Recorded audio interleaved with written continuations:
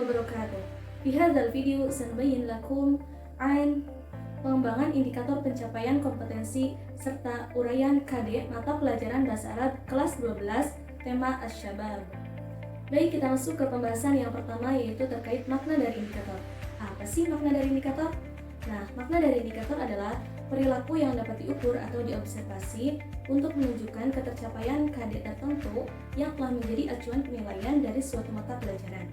Indikator dikembangkan berdasarkan karakteristik peserta didik, satuan pendidikan, mata pelajaran, serta kata kerja operasional yang sudah terukur dan terobservasi. Indikator pembelajaran dan penilaian dikembangkan berdasarkan dua rumusan indikator. Yang pertama, indikator pencapaian kompetensi yang kita kenal sebagai indikator, dan indikator penilaian yang digunakan untuk menyusun kisi-kisi soal dan menulis soal yang kita kenal sebagai indikator soal. Indikator dirumuskan berdasarkan kalimat dengan menggunakan kata kerja operasional yang sudah terukur dan terobservasi. Indikator dirumuskan sekurang-kurangnya mencakup dua hal, yaitu tingkat kompetensi dan materi sebagai media dalam pencapaian kompetensi.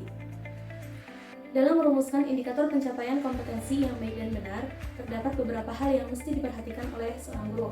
Yang pertama, indikator dirumuskan dari kompetensi dasar, kemudian menggunakan kata kerja operasional yang sudah terukur dan terobservasi, kemudian dirumuskan dengan menggunakan kalimat yang simple, jelas, dan mudah, lalu tidak boleh mengandung kata yang bermakna ganda, hanya mengandung satu tindakan, dan memperhatikan karakteristik mata pelajaran, potensi, serta kebutuhan peserta didik dan sekolah. Adapun langkah-langkah dalam menentukan indikator, ada dua, yaitu yang pertama, menganalisis tingkat kompetensi yang digunakan pada kompetensi dasar, dan yang kedua, menganalisis tingkat UKRK. Mari kita bahas satu persatu. Yang pertama, menganalisis tingkat kompetensi yang digunakan pada kompetensi dasar. Terdapat langkah-langkahnya. Yang pertama, kita harus memahami kata kerja operasional dalam taksonomi Bloom. Nah, dalam taksonomi Bloom ini terdapat banyak sekali kata kerja operasional yang bisa kita jadikan sebagai acuan dalam indikator. Nah, di dalam taksonomi Bloom juga terdapat tiga ranah, ada ranah kognitif, ranah afektif, dan ranah psikomotorik. Ranah kognitif ini ada beberapa level, C1 pengetahuan sampai dengan C6 yaitu evaluasi, dan yang kedua ranah afektif juga memiliki beberapa tingkatan dari mulai A1 pengenalan sampai A5 pengamalan, dan di dalam ranah psikomotorik juga terdapat beberapa level dari mulai peniruan hingga naturalisasi. Nah, setelah kita memahami KKO dalam taksonomi Bloom, kita juga harus memahami C1 sampai C6, berarti masuknya ke ranah kognitif ya di dalam taksonomi Bloom. Kemudian setelah itu kita tentukan kompetensi dasar yang akan dijadikan sebagai indikator. Lalu kita cocokkan kata kerja operasionalnya, kemudian kita tetapkan kompetensi dasar yang akan dijadikan sebagai indikator.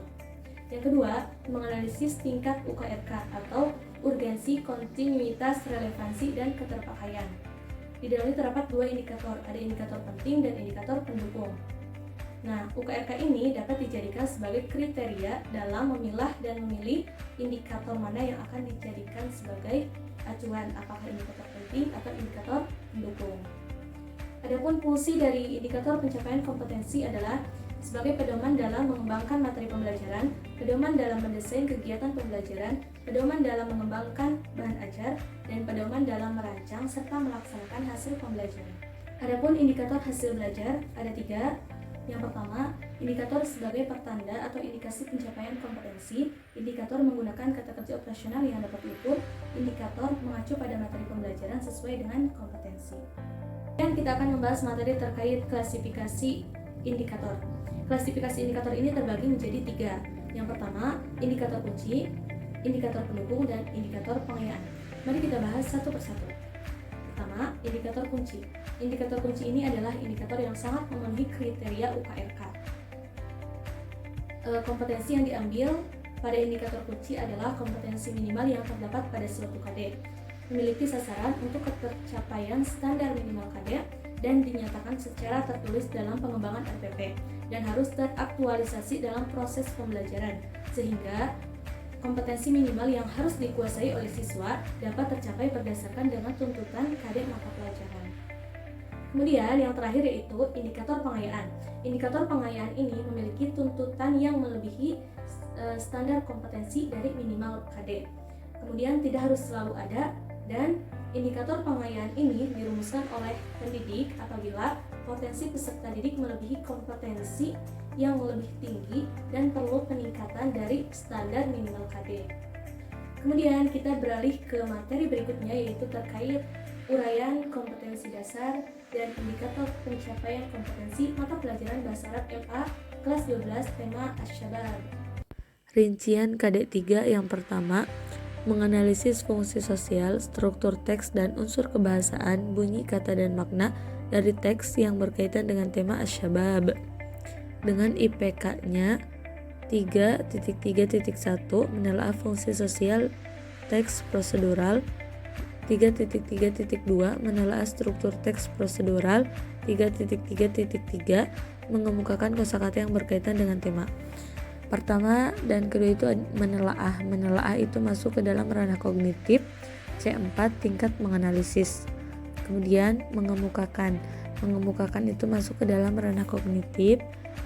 Kemudian KD 3.4 mengevaluasi teks bahasa Arab yang berkaitan dengan tema Asy-Syabab dengan memperhatikan bentuk, makna dan fungsi dari susunan gramatikal fi'il mabni ma'lum dan fi'il mabni majhul dengan indikator pencapaiannya 3.4 melengkapi kalimat dengan kata yang tersedia, 3.3.5 mengaitkan kata dengan kata yang tersedia.